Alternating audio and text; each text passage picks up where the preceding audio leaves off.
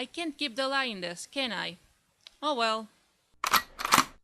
One moment, please. Ooh. Hey guys, Cesar here. First things first, I need to apologize for the lack of a proper video last week. The reason for that was that I had a job interview on Wednesday, so I ended up reading my comics late. And on top of that, I was working like mad on scripting my first top 10 and capturing footage. So in the end, I didn't have a script for a video. And on top of that, this week I have a doctor appointment on the day I'm supposed to record and edit. So this video will only include 3 comics instead of the usual 4. With that out of the way, let's start with a title that has been on the review pile for a while, Amazing Spider-Man, which is now entering the Spider-Verse event with issue 9.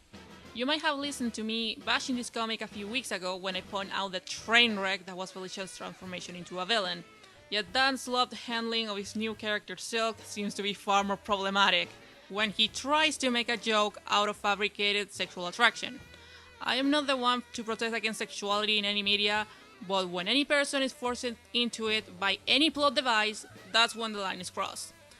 And the worst thing about this setup is that none of the participants seem particularly angry or scared by the situation, only slightly baffled and aren't trying anything to correct it. And that's only one problem that I had with this issue. I have said this before, but I need to re-emphasize it here, because this book is making one of the biggest sins that the comic book industry is committing these days, forcing readers to backtrack or sidetrack. This book in particular makes reference to a lot of events that have happened in other titles, sometimes events that happened years ago, and that makes readers, especially newer ones, feel like idiots for not knowing these things and puts a problematic barrier of entry that doesn't contribute to the story happening in the present. And for all I know, I'm pretty sure that most of the readers of this issue only bothered to buy one of the tie-ins to Spider-Verse. I'm pretty sure you know which one. In conclusion, this issue was a headache-inducing ride. It made me angry as a person, it confused me as a reader, and contained a backup story with some of the most unnecessarily creepy imagery I've seen in a while. Not even Oliver Copiel can save this one, 1.5 out of 5. Moving along to Gotham Academy number 2, this issue improves a lot on what I thought was the weakest link of the first number, the cast. Olive in particular gets a lot of development. The ending of the last issue hinted to a possible connection between her and the figure of the Batman, and this entry continues in that direction while seamlessly connecting her character with the mysteries that are building up inside the Academy.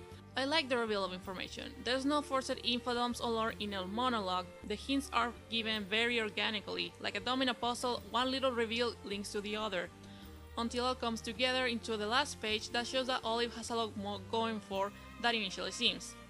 That being said, I felt like an idiot for not seeing a twist of that nature coming, and I don't mean it in the way that I poorly said info, but in the way that the protagonist of this book is a teenager with white hair. I'm an anime viewer, for Christ's sake, this should be regular stuff for me!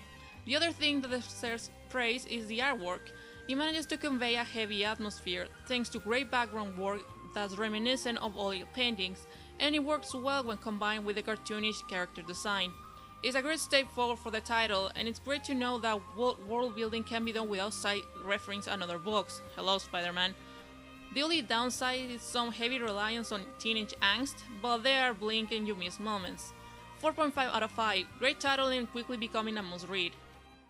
Finally, we have Grayson number 4, a title that was also on the review pile for a while, not because it had something annoy me like with ASM, but because I wasn't sure how to approach it. I'm a big old school Spy fan, and despite knowing that the behind the scenes stuff that led to this title being created in the first place was completely ill-conceived, I actually like the book a lot. You actually buy the dynamics between characters whenever they are serious or lighthearted, and it actually makes great effort to give each participant a distinctive voice. That being said, the star of this issue in particular is the humor. This issue does a hilarious gender reversal on college humor tropes, and the banter thrown in the middle had me laughing out loud several times. However, I wouldn't be praising the comedy here that much if there wasn't a point to it. Dick needs something to hold on to, and this book does a great job on giving him that in the form of a much needed break. What follows and what the former Nightwing makes of it is what really seals the deal. Probably the funniest single issue I have read in a few months, and it helped me to wash the sour taste that SAM left in my mouth. It's a fun and sometimes even heartwarming character piece that pretty much anyone can enjoy. The only thing that take a big back from it are scary the plot regarding hidden cameras and the art, which feels a bit by the numbers. It's not bad by any definition, but there's nothing remarkable about it. Still a very enjoyable crowd pleaser, 4 out of 5. And that will be all for this week. I hope you all enjoyed this return from hiatus. Don't forget to like, comment and subscribe. Next week I should get down to usual business and hopefully my first top 10 list. So look out for that one. See you all soon.